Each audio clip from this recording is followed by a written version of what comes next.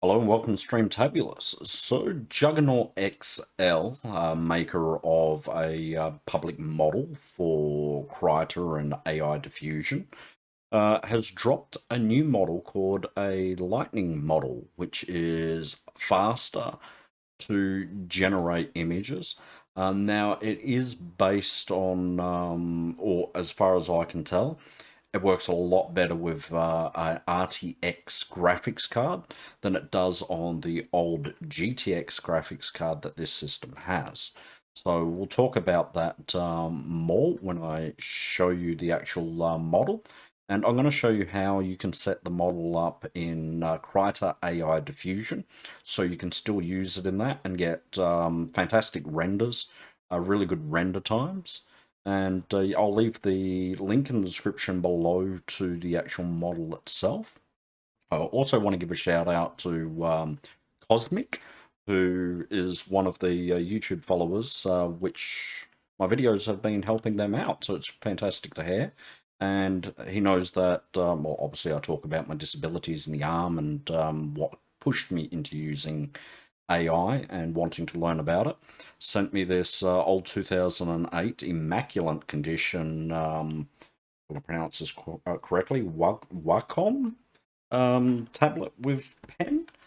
So I've been fiddling around with that, learning, and I'm finding I'm actually able to get a lot of control on it. I sort of use the mouse, which I have set on a very high DPI, where a millimeter is across one side of the screen, which I realize is one of the reasons when I get the hand tremors, it amplifies those marks. Where with the tablet, I'm finding when I'm able to draw a pen, the tablet has what seems to be very low DPI. So when you're actually doing the trace lines on it, there is a lot more control.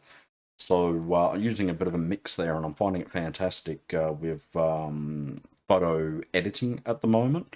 A lot of my drawing skills faded a bit.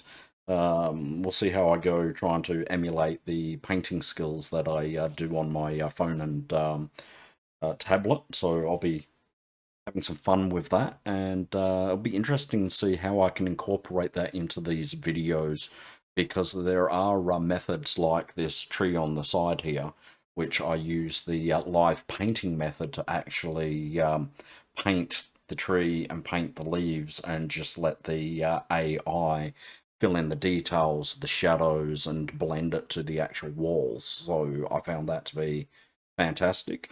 Took me longer than it should. But with the pen, it's a lot quicker to do editing. So I've actually been playing with my background here, doing things like the pillow and correcting the rug, which you don't see, and correcting, doing the other pillows and just fixing up like artifacts on the actual image. And very quick to do. Those sorts of things took me forever with the mouse, so that's been fantastic. So, big shout out and a massive thank you for that. It's going to help out greatly with the buggered arm. Using the mouse is hard, and even the cheap versions of these, being on disability pension, because the neurological muscle condition affects the whole body, um, are out of the sort of price range for what I had been looking at to sort of use. Now, Krita actually has a feature in it, which I noticed, which helps smoothing, which I found actually helps those hand tremors a bit. So if you've got hand tremors and you want to know about that and you're using something like this, give a shout out and I'll show that setting. But we'll go on to the intro and then we'll move over to CivitAI. We'll take a look at the Juggernaut model. I'll show you how to set it up in Krita and what I mean by it being a beautiful model. So we'll go over to the intro and then we'll get on with the show.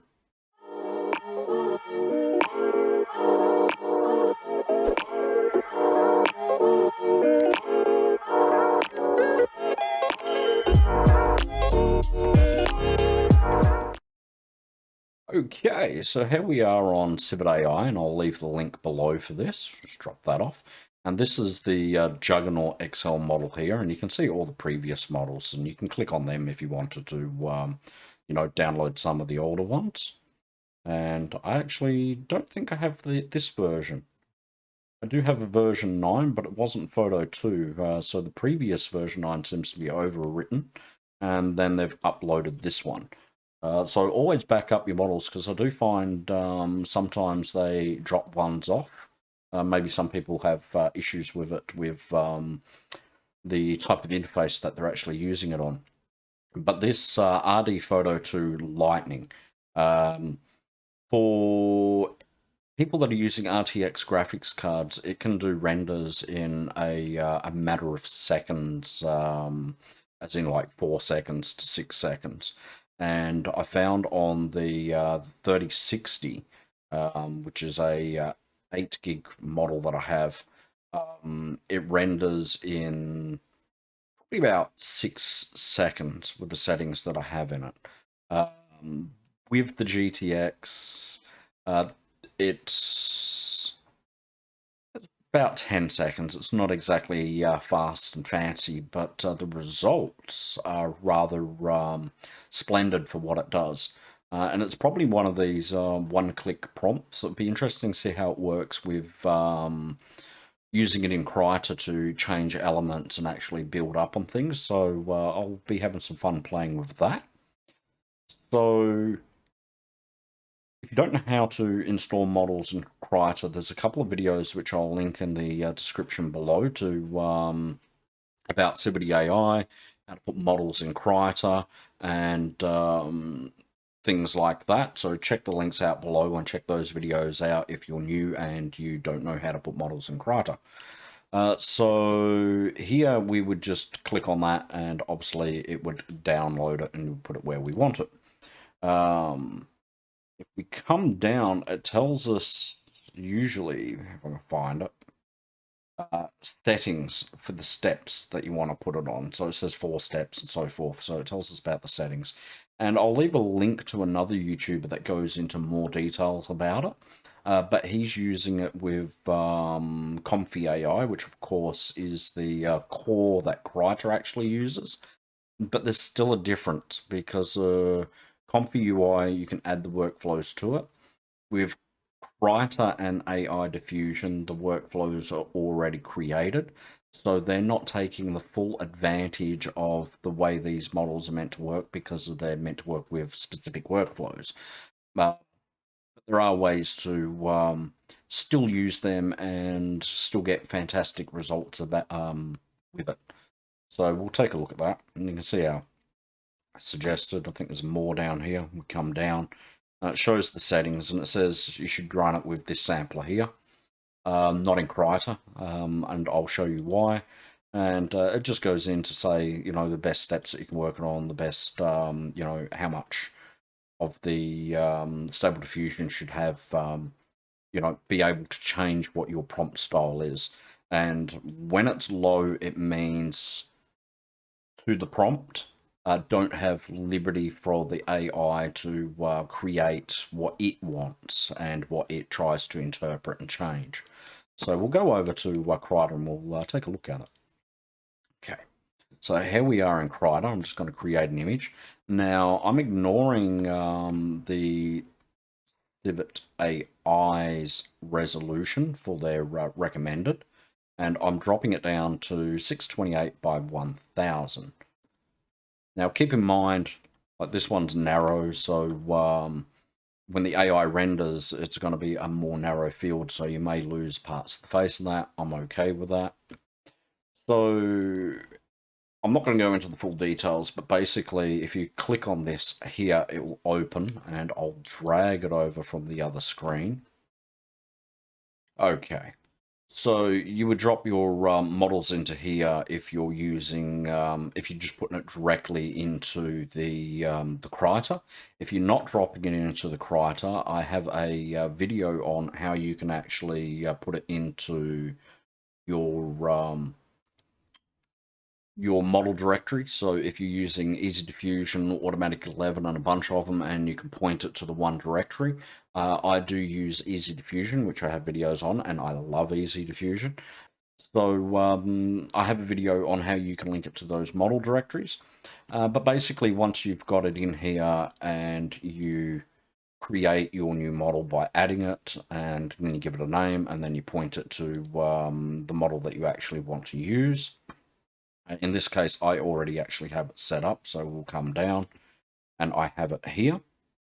So again, check the links in the videos if you don't know how to do this, because I've gone into depth with that, and this one I just want to do a little bit quicker. So once you've added that, you want to just add to your style prompt here, put 4K on it. You can do photorealism, you can add more to it, but because it's not doing its free liberty of thinking with the AI, it's paying attention to your prompt more. So your prompt needs to have that information in it, otherwise you may be lacking quality. Now, we'll come down and you click on this here, and you can set up your samplers, and you can set up your steps. Now, I found 5 steps is good, and I found the guidance strength, dropping it to 1, so it's paying attention to the prompt, is working better. Now, we'll come over. We're going to select our model here. We have it. I'm going to go back to CivitAI, and we're going to use their references. So, bear with me. Okay. So we'll come up the top here, and just on the image, you'll see these little buttons here. So we click on that one, and this is the prompt that they use, the seeds, everything, to actually get this image. Now, all I'm going to do is I'm going to copy the prompt, which is just this part here, and then I'm going to go back across, and we're going to put that into Krita. Now, keep in mind, I am encoding through my graphics card while I'm doing this, so it's going to take a little bit longer, but in general, I'm getting about 10 seconds. So, generally get a little bit of pause at the end there, so it looks nice and quick, but you get that little bit of a wait time, and then we get our image, and we can see here that the image is incredible. Zoom in, and you'll see some artifacts. If you turn up the steps here, you'll get less of those artifacts. Okay, so really quick, really detailed. Of course, if you're going to upscale this anyway, it would fix all the little imperfections that you may be getting in it, so you wouldn't have to worry about that.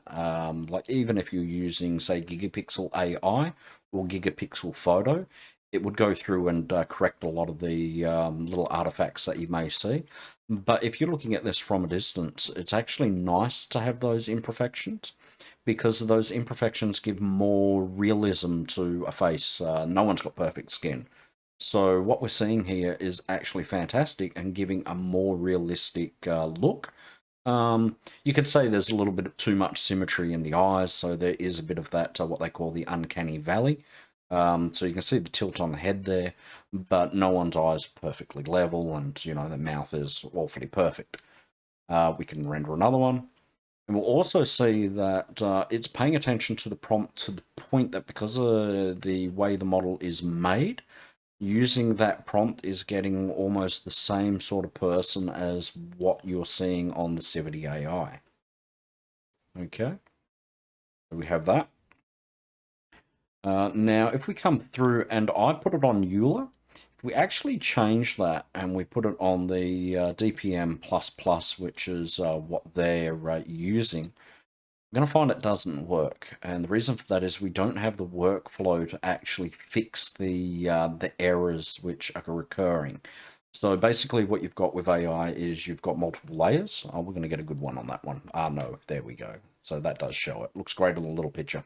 So we get these artifacts, and what causes that is you can have models work with other models. This is why I say the art community, it can't really copy one-to-one of what is trained in the model, because it's working with multiple layers which go off to other instructions to say do this, do that, which changes the image that you get.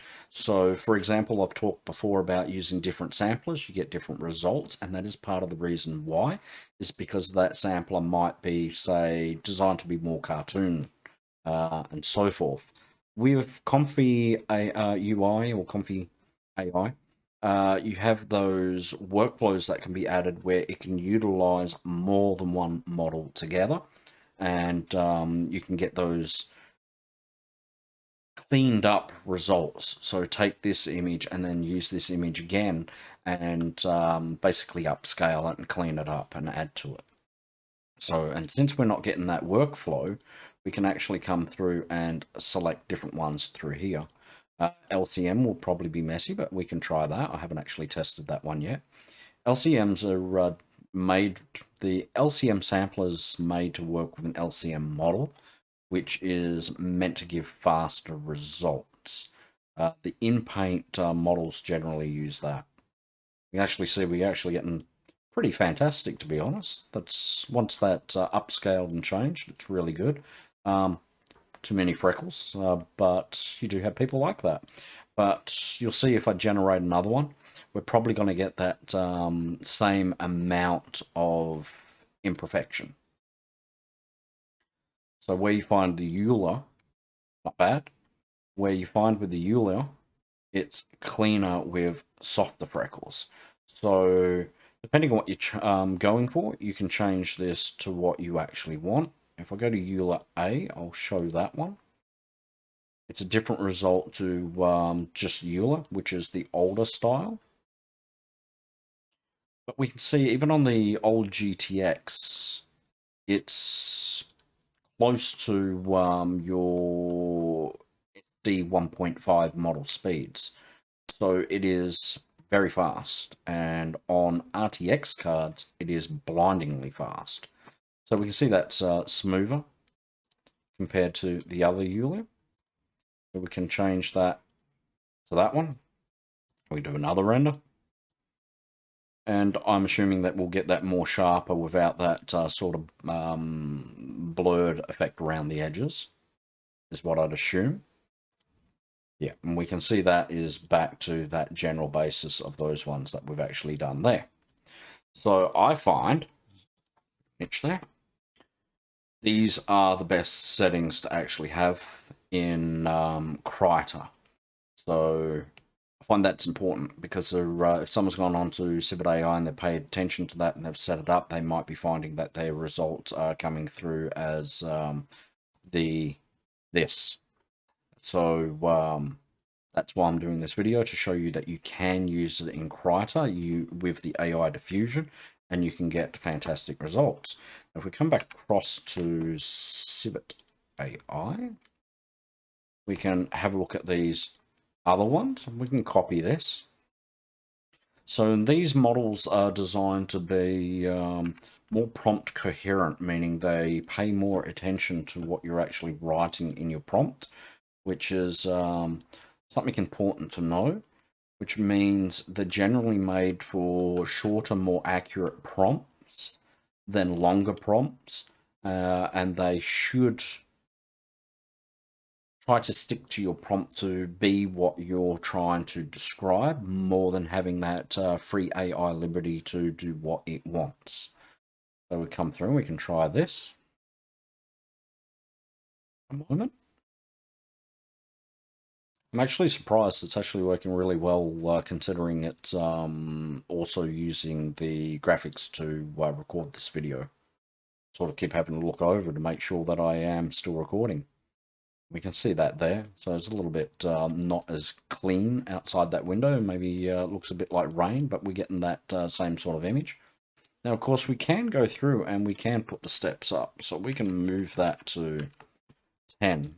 The problem is when you go to the higher steps, you're going to get slower renders, but you can get higher details. So depending on what you're doing and how much details it needs, you may want to go through and adjust the steps, or you may want to create a another drop down and have in brackets, 4 steps, 10 steps, so forth. And you can see with the 10 steps that it is giving a lot more details.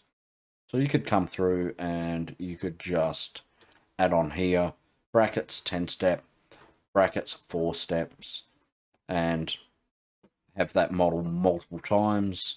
You can even have little notes on there for the type of sampler that you're actually using. Okay.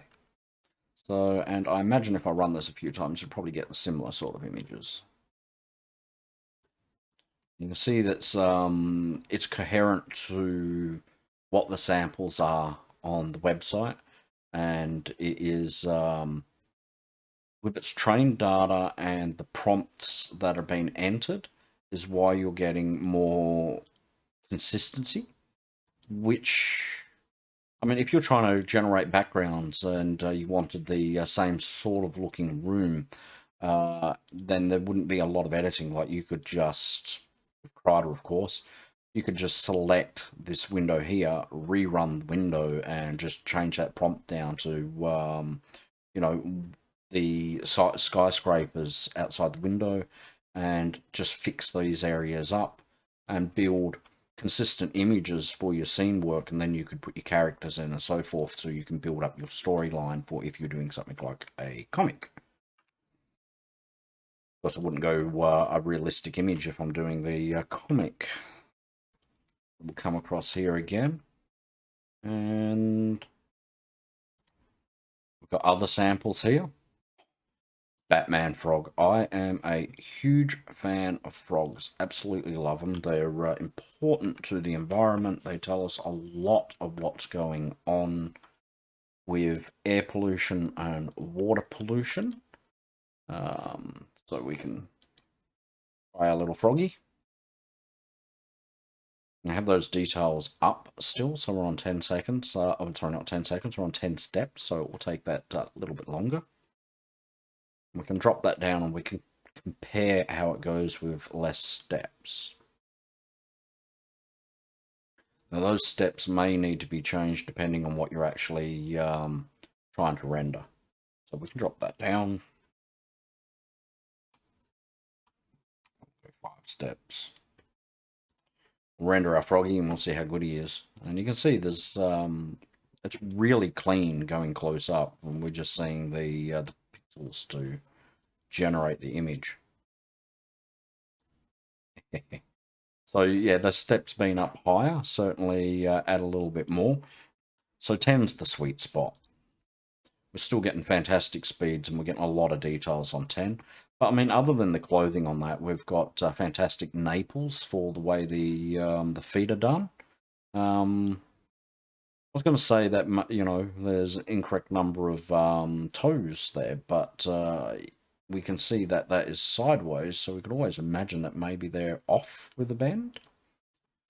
And that 10 steps is really working well there.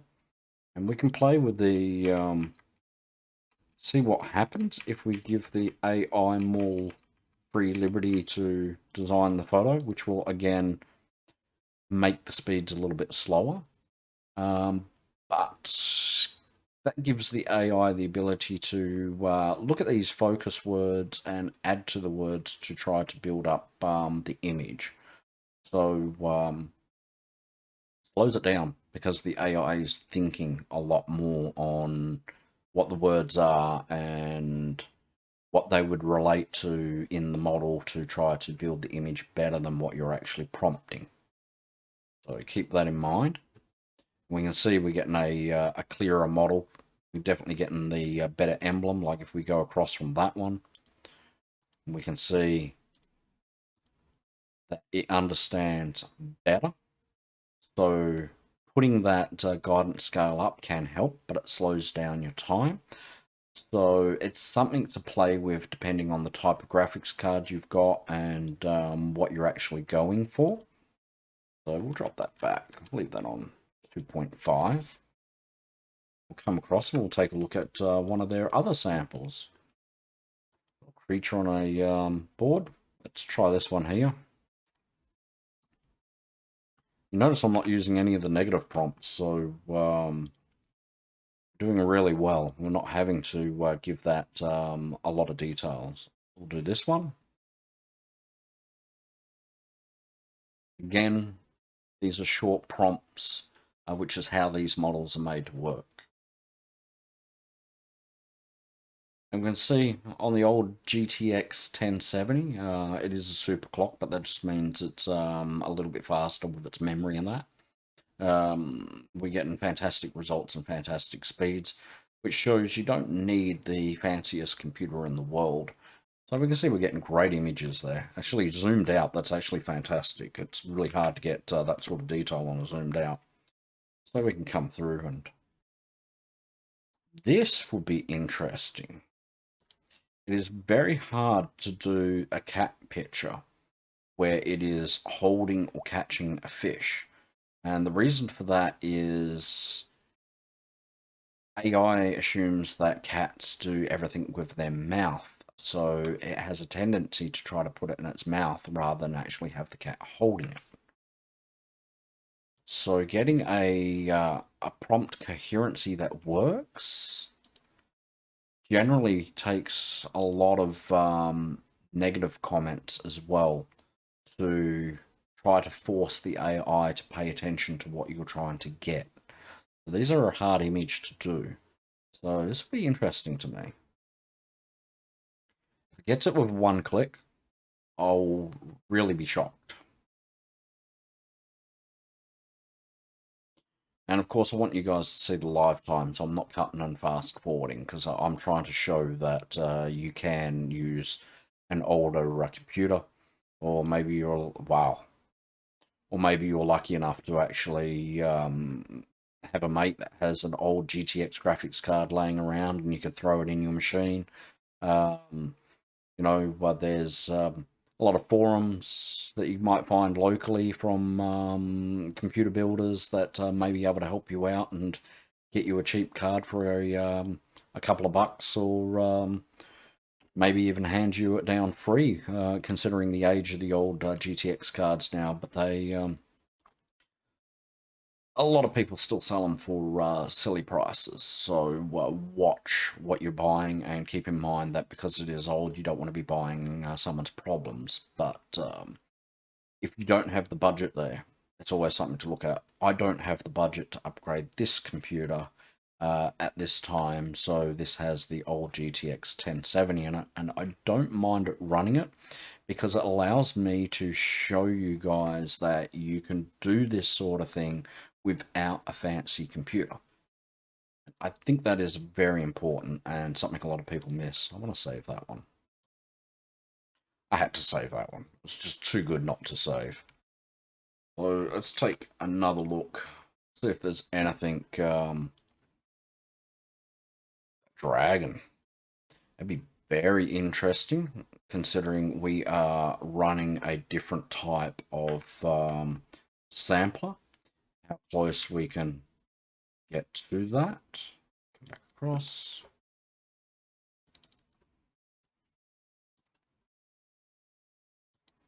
You notice these in the prompt, 8K resolution, hyper detailed.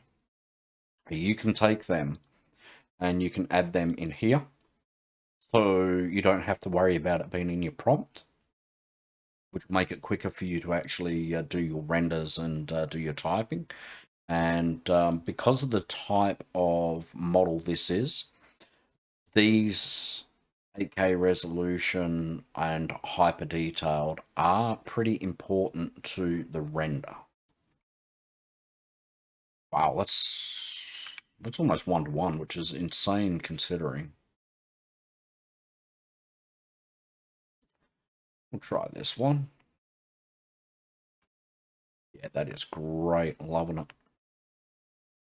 So there we go. So I could run this for hours and just play with it for fun. Fantastic, absolutely fantastic model. So there it is. This Juggernaut XL Lightning model.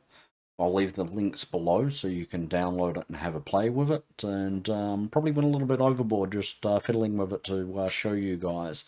But again, I mean, this is a old GTX 1070 which it's running on. It's not an RTX graphics card. On an RTX graphics card, it runs a lot faster. So yeah, get over, download it, and pay attention to those sampling steps and that, and the sampler itself, so you can set it up and get it running on your system. And yeah, I think for inpainting or something like that, to edit the background like this and actually do the elements would be really good because its prompt coherence means doing the painting in the background, which I change time to time, having it large opposed to separate frames, or not getting a picture over here and then it putting a window over here. There's some finesse to do it. Something like Photoshop generally will just stick to it and go, yep, okay, done. So with Krita, it's a little bit more involved. But that's not a bad thing, because that means you need to be more artistic with what you're actually doing, which I kind of like myself. So yeah, don't forget, of course, to like, subscribe, get the bell on for notifications. I will leave a link to a YouTuber which is just absolutely fantastic on talking about new models, and he generally just uses Comfy UI and has some workflows and that. I don't really get into that side of it. I've played with Comfy UI, but I found it to be more time consuming to do the workflow, where you sort of just want to go in and just do something, especially when you're doing like photo restorations or something like that. You want to get in there and not, have to worry about the setup, and Krita gives that ability. So Krita AI, big shout out to Auspicious Firefly for the work that he's actually doing on it. And I'll leave a link to his YouTube, which is, I think it's ACLY. So I'll leave a link below to it so you can go over and check some of his videos and just thank him for the work that he's doing, because if he wasn't doing it, we wouldn't have Krita with AI Diffusion. So it's important to recognize that someone is doing this and taking time out of their day to give us something which we wouldn't have otherwise. So go down, check that link out, and just give him massive thank yous. And I will see you in the next Streamtabulous video. Thank you for watching my video and sticking around to the end. If you like my videos, it'd really help me out if you could like and subscribe. It helps the YouTube algorithm to push my videos out there to more viewers, which in turn helps me and helps everyone.